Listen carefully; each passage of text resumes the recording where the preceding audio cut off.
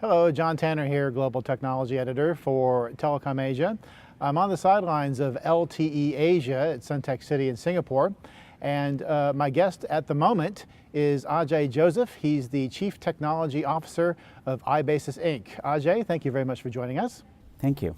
Now, LTE has been launched in a number of markets now over the last couple of years, but it seems that LTE roaming has been lagging behind those rollouts. What's holding it up? So there's several facets here. So first, LTE roaming has been happening in different pockets of the world. So what we find is in parts of the US, North America, the US as well as Canada, LTE roaming has been enabled on an inbound basis. Yeah, so those are subscribers coming into the country. We have LTE roaming that's been enabled in parts of Asia, specifically Hong Kong, South Korea. It's been enabled, and in a lot of these cases, it's primarily been enabled on a bilateral basis. Yeah, for enablement on a mass scale, similar to what you have on 2G and 3G, there are a few things that are holding it up. So one is start with the handsets. On the handset side, what's been there over the past like 3 years, ever since the advent of LTE commercially, is that there's been a slew of different frequencies on the handsets, and just given the complexity of putting all of that stuff together, it's just taken time to get the key frequencies in the handsets. Then if you start moving from the handset side over to the network side, what we have are, the focus has been more on national deployments, and once those national deployments get taken care of, the next thing the operator wants to focus on next is roaming. And so what you're seeing is networks that have been deploying for a while, as in the US, the focus is definitely now on roaming. And you're going to start seeing that as time goes on. Okay, you mentioned that some of those agreements are bilateral in nature. How about connecting to diameter hub? Are we seeing more operators doing that? We're actually beginning to see pretty significant action. I mean, I can talk about what we have been doing. We had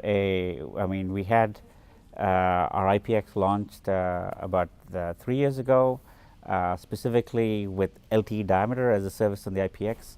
We had that launched a year and a half ago, and it's been launched globally, and we have several operators live on a production basis on that right now.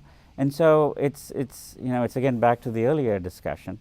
I think it's a matter of as more and more of these operators go commercial, you're going to see the uptake using the hub model more as opposed to the bilateral model, because the bilateral model does not scale beyond a small group of operators. Yeah? So for us, 2014 is when we expect to see an explosion of the hub model from an LTE diameter point of view.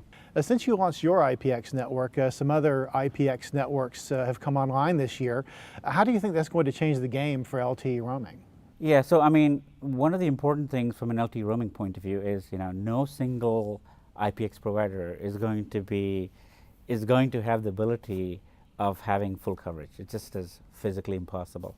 And so one of the things that we are beginning to see right now is more and more of discussions around peering. So between at least the big IPX operators, there's a lot of discussion going on, and also not just discussion, also implementation about peering between them, so that from a customer point of view, the customer has access to as many destinations as possible. And so that entire interaction is happening as we speak.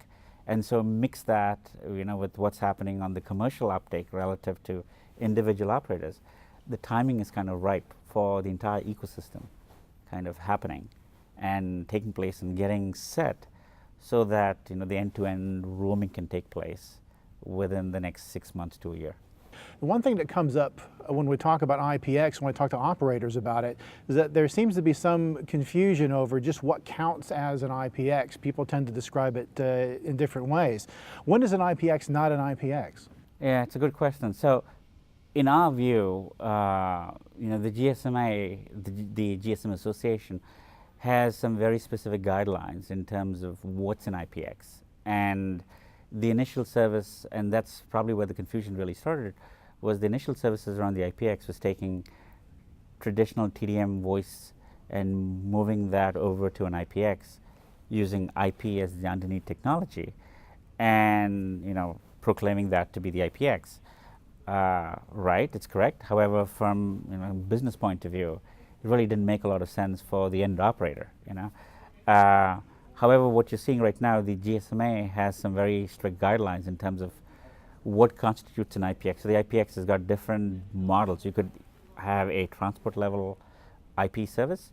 You could also have a service on top of that where you could be providing, if it's LTE diameter, for example, you could be providing LTE diameter services, and then on top of that, interoperability, and then linking different endpoints together. And so following the strict guidelines and the mandates of the GSMA for us is very critical in terms of claiming yourself to be an IPX provider. We have seen people in the marketplace who even promote, one of the things, coming back to the GSMA guidelines, one of the things the GSMA is very strict on is this being a private network with quality of service guidelines in that private network. One of the things we have seen are carriers who actually provide this across the internet and claiming it to be an IPX. And so it comes really down to following the strict guidelines of the GSMA and adhering to that. And that, in my belief, is the IPX, at least from a transport point of view. And then it's the services on top of that. Well, obviously a lot to talk about there, and not nearly enough time, and we are out of time, unfortunately. But thank you very much, Ajay Joseph of iBasis, for joining us. Thank you very much. Sure, thank you.